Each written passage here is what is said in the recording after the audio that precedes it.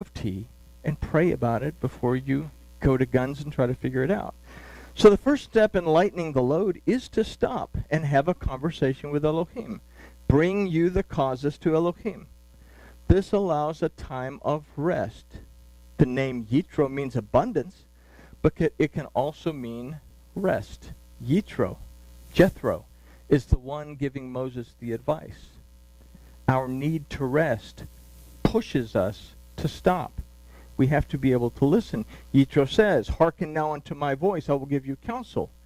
The word used for hearken here is Shema, meaning to perceive, discern, understand, obey, apply, and be content. We have to take the time to perceive, discern, and understand that we need to stop, rest, and have a conversation with our Elohim. We must be willing to obey what our mind and body are telling us and take a moment to stop. And we must do it joyfully without telling ourselves that we don't have the time to do it. Going 1,000,000 miles an hour throughout the day, you've got 1,000 things to do and only 100 minutes to do it all in. And your body's telling you to stop. Your mind's telling you to stop. I don't have time to stop.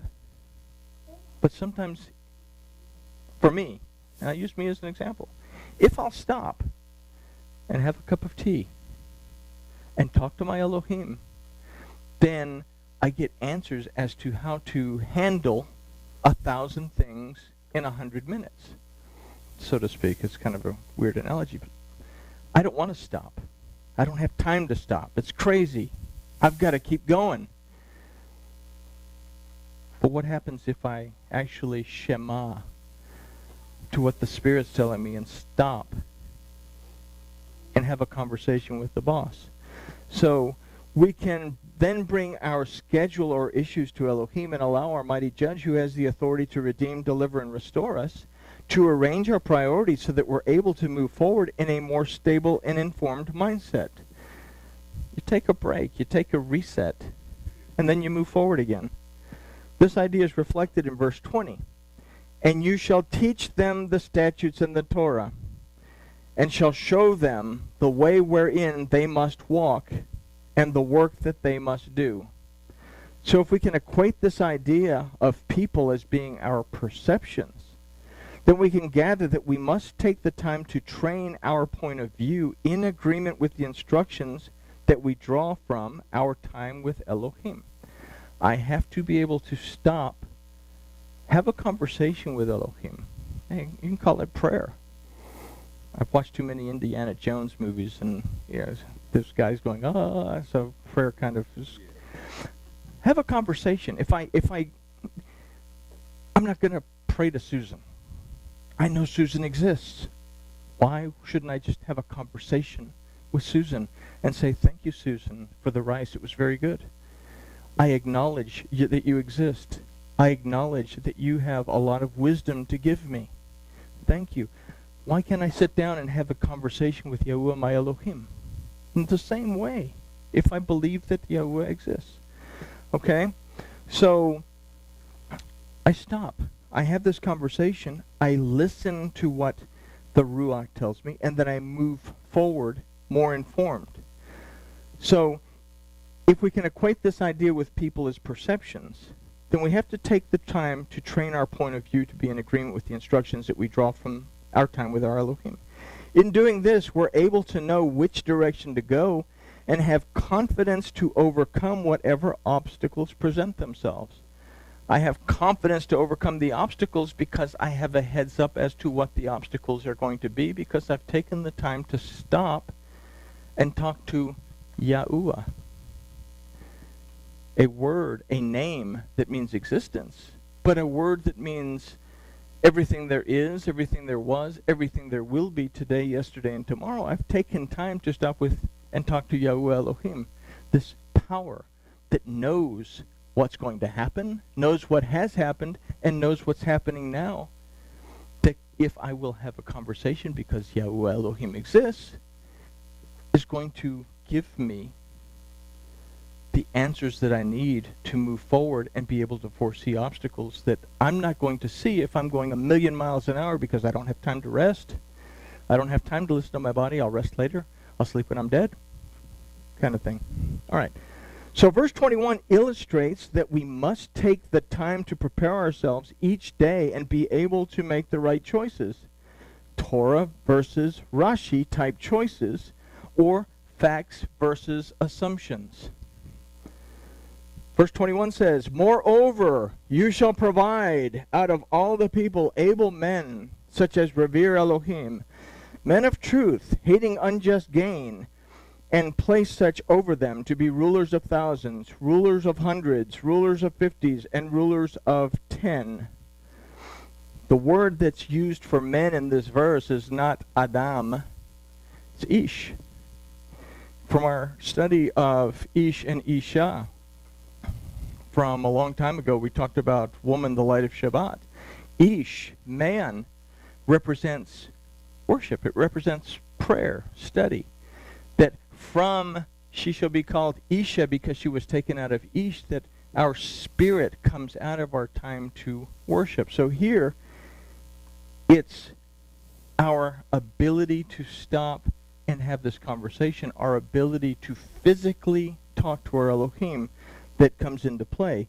If we consider what must govern us as individuals, we can compare the phrase able men such as reverence Elohim to the phrase rulers of thousands.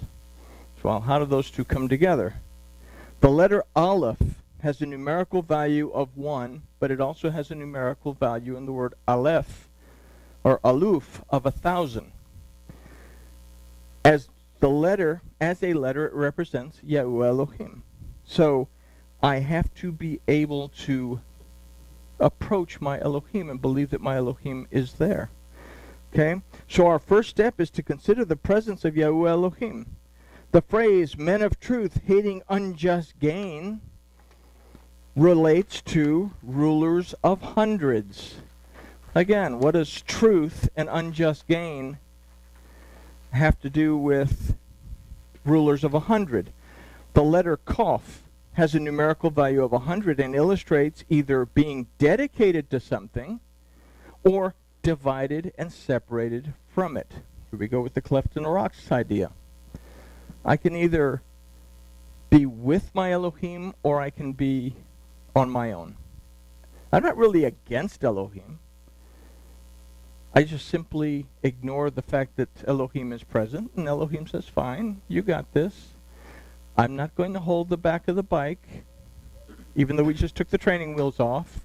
Skin your knees, it's on you. Okay? So I can either be dedicated to something, I can build that relationship, or I can allow myself to be separated from it. These two concepts allow us to rule over 50. The Nun has the numerical value of 50. Represents both life and the soul. My physical existence and my spiritual existence depends on my choices in the first two. And then the 10, the Yod, representing our strength and truth versus Yahuwah's strength and truth. Yod, the smallest letter of the alphabet. It's the root of the name Yahuwah. But Yod, the ancient Paleo-Hebrew drawing of it, is an arm and a hand. It represents strength. It's the first mark, the middle mark, and the last mark of any letter. Represents the first, middle, and last. It represents emet, truth. Okay, so everything that we do in life, we do within Yahuwah, our Elohim. And this is Paul tells us in Acts, that in Acts 17:27, he says, we're not always conscious that Elohim's there. Verse 28, he says, we have to be conscious because it's within him that we live and move and have our existence. So, do I believe that Yahuwah Elohim exists? Am I willing to stop and build a relationship with something much greater than I am that has the answers that I need as to what I need to do an hour from now? Okay? So, we must, however, be willing to appoint these rulers over our people, our perception. In this way, we're able to know what is important as compared to what can or should wait.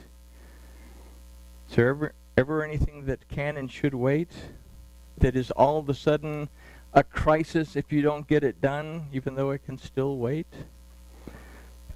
You know, we say of all the major things that we worry about, 3% of those things are actually things that we should actually worry about. The rest of it is just fluff. 80% of it is stuff that we imagine that's not even going to happen. You know, then a big percentage of it is stuff that we can't do anything about. Why am I going to worry about stuff I can't do anything about? So why shouldn't I focus on the things that I actually can change? So anyway, verse 22, and let them judge the people at all seasons, and it shall be that every great matter they shall bring to you, but every small matter they can judge themselves, so that they can make it easier for you to bear the burden with you. So we're faced with Rashi interpretations every day. We're faced with Rashi interpretations every day. Okay? What we learn from this version of the Torah portion is to take the time to stop when we're not sure and have tea with our Elohim. This Parsha illustrates to us that we don't have to face everything alone. We have the Ruach of Yahuwah with us only during Torah study and on Saturdays or Fridays. Oh, wait a minute, I misread that. We have the Ruach of Yahuwah, our Elohim, with us always. Okay? We must simply choose to remember that our Elohim is present and take the time to rejoice in a break and have a conversation.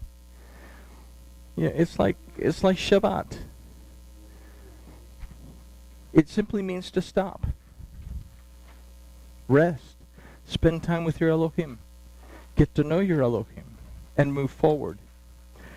So, congratulations, we're now caught up. We did Beshalach and Yitro. And I guess with that we say grooviness has been achieved, and